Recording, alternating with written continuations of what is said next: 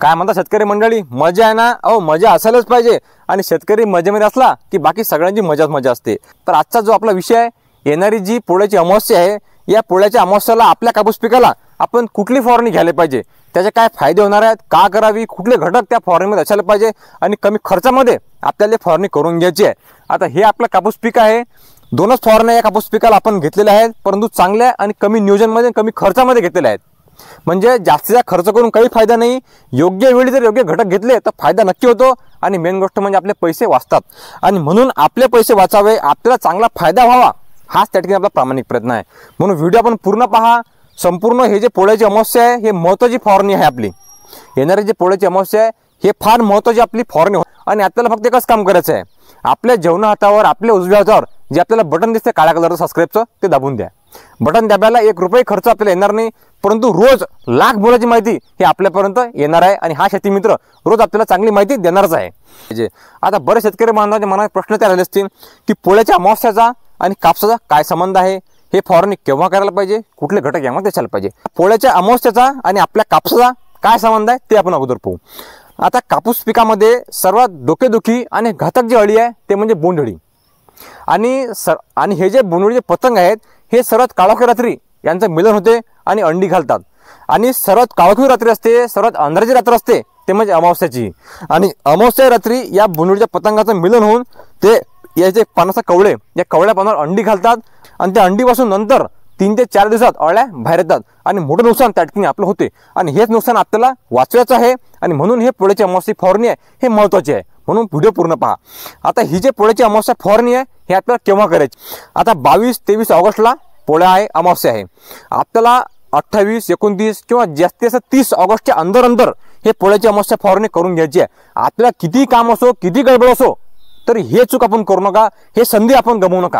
सर्वात पहिलाच आपला फोकस राहणार आहे, मेन काम आपल्याला करायचं आहे ते म्हणजे बोंडअळीचे अंडे आणि अळ्याचा खात्मा आपल्याला करायचा आहे। यासाठी मार्केटमध्ये प्रोपेनोफॉस अधिक सायपरमेथ्रिन हा घटक त्या ठिकाणी उपलब्ध आहे। तर हा घटक आपल्याला घ्यायचा आहे 30 ते 35 ml न। हा आपल्याला परफेक्ट सुपरमध्ये पाहायला मिळते किंवा इतर कुठल्याही कंपनीचा हा घटक त्या ठिकाणी आपण घेऊ शकता। आपल्याला घटक त्या ठिकाणी महत्त्वाचा आहे। यानं काय होणार आहे की जे पतंग पोळ्याच्या अमावस्याला अंडी घालतील ते अंडी तर मरतीलच, पण चुकून जर त्यातून की अळी बाहेर निघाली तर ते अळ्या मरतील। म्हणून हे संधी आहे आपल्याला, आपल्या कापूस पिकावर बोंडअळी आली पाहिजे नाही, तर हे फवारणी आपण अवश्य करा। दुसरं महत्त्वाचं म्हणजे आपल्या कापूस पिकावर असणारी रसशोषक कीड, मग ते मावा असो, फुलकिडी असो किंवा संपूर्ण जे रसशोषक कीड असते, याचं नियंत्रण आपल्याला कमी पैशामध्ये करायचं आहे। तर एक तर आपण काय करू शकता, अपाचे ज्यामध्ये फिप्रोनिल अधिक सोनिकामेड हे 2 घटक त्या ठिकाणी पाहायला मिळतात। तर हे अपाचे आपण घेऊ शकता 15 ते 20 ग्रॅम, चांगले रिझल्ट त्या ठिकाणी येतील आणि सर्वच प्रकारे रसशोषक किडीवर हे काम करते। किंवा आपण टपूस घेऊ शकता, यामध्ये ॲसेफेट अधिक बुप्रफेन्झिन हे 2 घटक त्या ठिकाणी आहेत आणि स्वस्तामध्ये हा घटक उपलब्ध आहे आणि चांगल्या पद्धतीने काम करते। म्हणजे आपले फुलकिडे असतील, मावा असेल किंवा जे बाकीचे आपली रसशोषक किड आहे, याला चांगल्या पद्धतीने नियंत्रण करते। तिसरं महत्त्वाचं म्हणजे आपल्या कापूस पिकाला पात्याची फुलाची संख्या चांगल्या पद्धतीने वाढली पाहिजे। पात्याचं फुलाचं रूपांतर हे लवकर बोंडामध्ये झालं पाहिजे आणि बोंडाची साईज वाढली पाहिजे। यासाठी आपल्याला घ्यायचं आहे विद्राव्य खत। कुठलं घ्यायचं आहे? 05234। तर यामध्ये 52% स्फुरद आहे आणि 34% पलाश आहे। म्हणजे आपलं झाड मजबूत होते, झाडांच्या पांढऱ्या मुळं आहेत याचा विकास होतो, कारण यामध्ये स्फुरद आहे आणि पालाश असल्या कारणाने पात्यांची फुलांची संख्या वाढते आणि पाते फुलांचे रूपांतर हे लवकर बोंडामध्ये होतेच, परंतु बोंडाची साईज त्या ठिकाणी वाढते, कारण यामध्ये पलाश आहे। तर हे आपल्याला घ्यायचं आहे 100 ग्रॅमनं।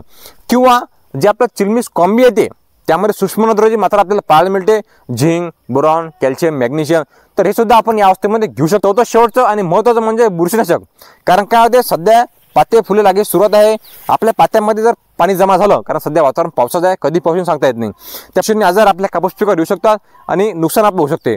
यामध्ये स्वस्तात मस्त असे आपल्याला बुरशीनाशक त्या ठिकाणी घ्यायचं आहे, ते म्हणजे टेबुकोनाझोल अधिक सल्फर हे 2 घटक असलेलं हारू ज्या नावानं आपल्या येते, किंवा हा घटक असलेलं टेबुकोनाझोल अधिक सल्फर घटक असलेला आपण कोणत्याही कंपनीचं त्या ठिकाणी घेऊ शकता। आपल्याला घटक त्या ठिकाणी महत्त्वाचे आहे।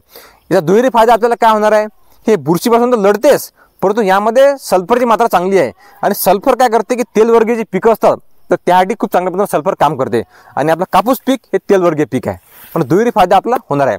तर हे 4च घटक घेऊन आपल्याला फवारणी करायची आहे। कुठली? अळीनाशक, अंडीनाशक, पाते फुलाची संख्या वाढली पाहिजे, बुरशीजन्य आजार आपल्या कापूस पिकावर आले पाहिजे नाही आणि रसशोषक किडीचा खात्मा झाला पाहिजे। 4च घटक त्या ठिकाणी घ्यायचे आहे। जास्त महागीची फवारणी आपली होणार नाही, कारण जास्ती महागीचे औषध मी कधी शेतकऱ्यांना सांगत नाही, कारण कमी खर्चामध्ये चांगली शेती करता येते आणि तेच आपल्या काळाची गरज आहे। म्हणून व्हिडिओ आपला आवडला असेल लाईक करा आणि नक्की सबस्क्राईब अवश्य करा. या संदर्भात जर आपले काही प्रश्न असतील तर नक्की कमेंटमध्ये विचारा. धन्यवाद. जय जवान जय किसान.